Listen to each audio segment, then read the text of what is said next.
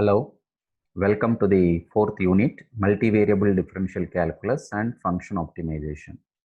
In this video, we are going to see unconstrained optimization of your functions using the Hessian matrix. So this is the first module.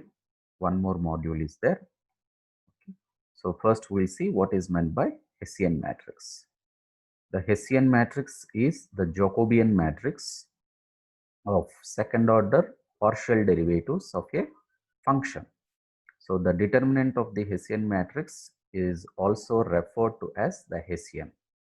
Okay. So for a two variable function, if you take f of x comma y for a two variable function, the Hessian matrix is defined like this: h equals to dou square f by dou x square, dou square f by dou x dou y, dou square f by dou x dou y. So dou square f by dou y square. So this is the Hessian matrix. Here dou square f by dou y dou x both are same here. We represent like this symbolically. R is dou square f by dou x square. This is S and this is S and this is T.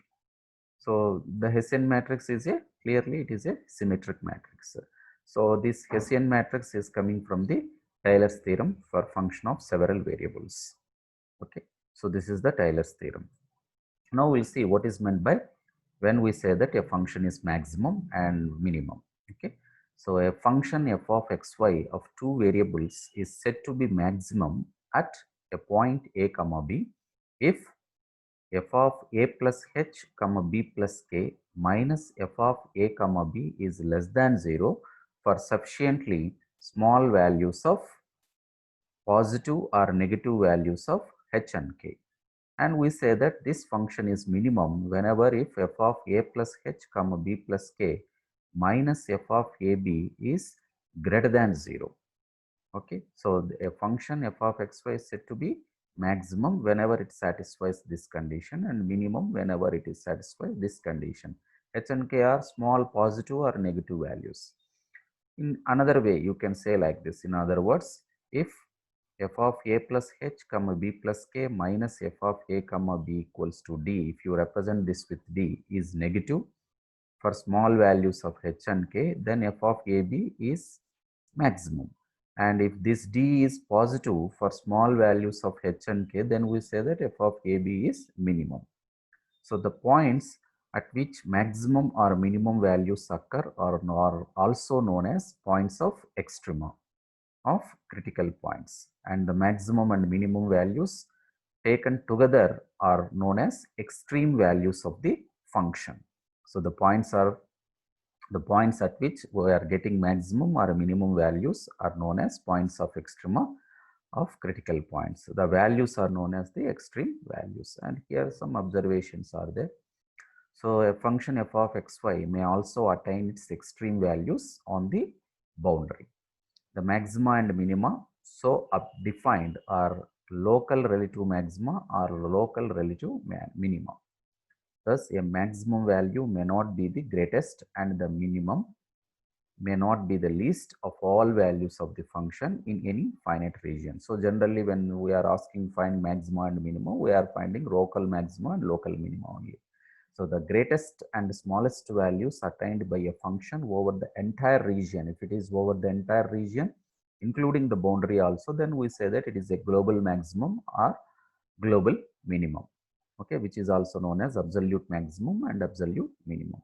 Now we'll see how geometrically this maxima and minima looks like. Suppose if you take the function z equals to f of xy, what it represents is, it represents a surface.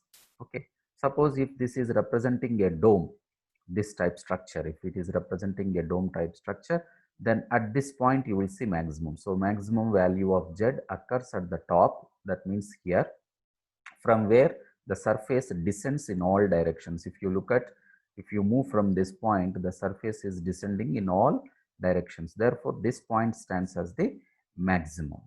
Okay. So if z equals to f of xy represents the equation of a bowl, if it is like this, then minimum is attained at this point at the bottom from where the surface ascends in all directions. Otherwise, a maximum or minimum value may form a ridge such that the surface ascends or descends in all directions. Sometimes the surface will be like this. So if you move in this direction, it is ascending. If you move in this direction, it is ascending. But whereas if you move in this direction, it is descending. If you move on the other side, it is also descending. So this type of points are known as the saddle points. Okay. Now, how to calculate the optimization, function optimization. So unconstrained optimization of a function using the Hessian matrix. So there is a second derivative test for a function of two variables. The working procedure is like this. Step 1 is find f sub x and f sub y and equate each to 0 and solve these as simultaneous equations in x and y. So if you solve it, you are going to get some points. Those we are assuming those points as A, B, C, D. Next, calculate the Hessian matrix of second order partial derivatives H. Next, let D1 is f double subscript x, that means dou square f by dou x square, and D2 is nothing but determinant of this Hessian matrix. So we got some points here. Now take first point and check whether D1 at A comma B is greater than 0 and D2 at A comma B is greater than 0. Then H is positive definite and F has a maximum at A comma B. Whenever first one is less than 0 and second one is greater than 0, then H is negative definite and F has a relative maximum at A comma B. Suppose if D2, the value of the determinant at A comma B is less than 0, then H is indefinite. And at that time, we say that this point is a saddle point. If D2 at the point A comma B is 0, then the case is doubtful and needs further investigation. So the same procedure here for function of three variables. Okay, so here we are finding fx, fy, fz and we are equating them to 0 and we are solving. Therefore, we will get some critical points here. Next, we will write the Hessian matrix, 3 by 3 Hessian matrix. Let D1 is dou square f by dou x square and D2 is second derivative, that is f sub x, f sub xy, f sub yx, f sub yy. Okay, D3 is this one. In the similar way, if D1 and D2 and D3 all are greater than 0 at a particular point, then the function has a relative minimum. If D1 is 0 and D2 is greater than 0 and D3 is less than 0, then the function has a relative maximum at this point. If any other case where D3 is not equals to 0, then H is indefinite and F has a saddle point. Okay, so that point is known as saddle point. Now we'll see a problem. Among the points, 2 points are given. Which of them is a saddle point for the function? So the function is given and he is asking, out of these 2 points, which point is acting as a saddle point? So what we are doing is, first we are calculating the Hessian matrix H. So points of optimum, that is maximum, minimum or saddle points, can be detected by analyzing the Hessian matrix for its definiteness. So the first we are calculating the Hessian matrix. To calculate Hessian matrix, we require 4 derivatives here: dou square f by dou x square, dou square f by dou y square, and dou square f by dou x dou y. First, dou f by dou x. What is dou f by dou x? 3x square and 3y square minus 30x plus 72. Then dou square f by dou x square one more time is 6x minus 30. Similarly, dou f by dou y is 6xy minus 30y. So dou square f by dou y square is 6x minus 30. Now I want dou square f by dou x dou y. So dou y is here. So with respect to x, one more time if you do, you will get here it is 6y, which is same as dou square f by dou y dou x. So in this case, so what is h?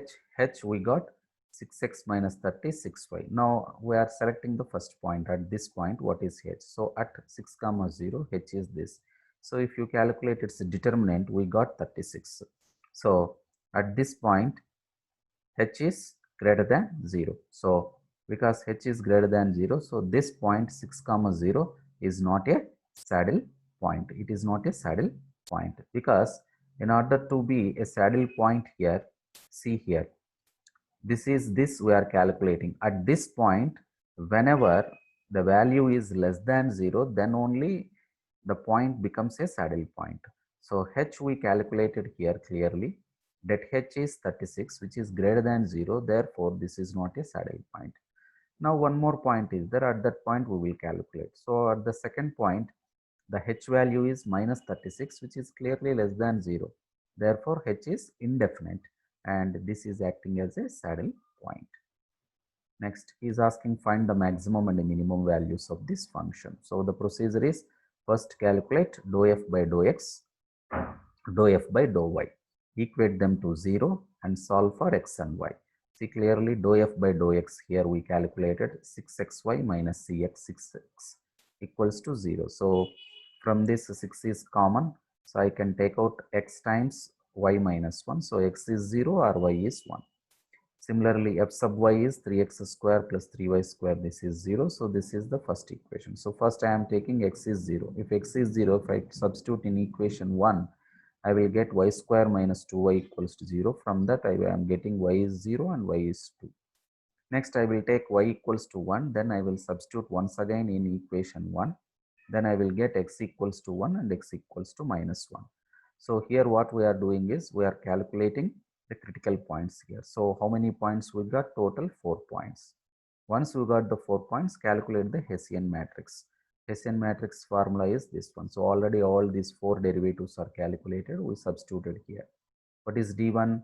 F's double subscript x, that is 6y minus 6, and d2 is det of this one, determinant of this one. Now, I am taking the first point at 0, 0. At 0, 0, if you substitute here at 0, 0, d1 at 0, 0 is minus 6 less than 0, and d2 at 0, 0 is, if you substitute here 0, 0, minus 6, 0, 0 minus 6, which is 36 greater than 0. So, according to the procedure, d1 is less than 0, d2 is greater than 0. Therefore, f has a relative maximum at this point. So, we want the maximum value means just substitute this point in the function. So, if you substitute the point in the given function, you are going to get 1. At the second point 0, 2, your d1 is 6 greater than 0 and your d2 is 36 greater than 0. Both are greater than 0. Therefore, this point is act as point of minimum, right? Therefore, the minimum value is f of 0, 2. Next, 1 plus or minus 1, 1. So, at plus or minus 1, 1, clearly the d2 is minus 36 clearly, which is less than 0. Therefore, f has saddle points at plus 1, 1, at minus 1, 1. So, this is the procedure of calculating the maxima and minima, which is very simple procedure. Okay, so if you remember just that procedure, working procedure, it is very easy. Okay, I am Srikanth Reddy. Thanks for watching. I will see you in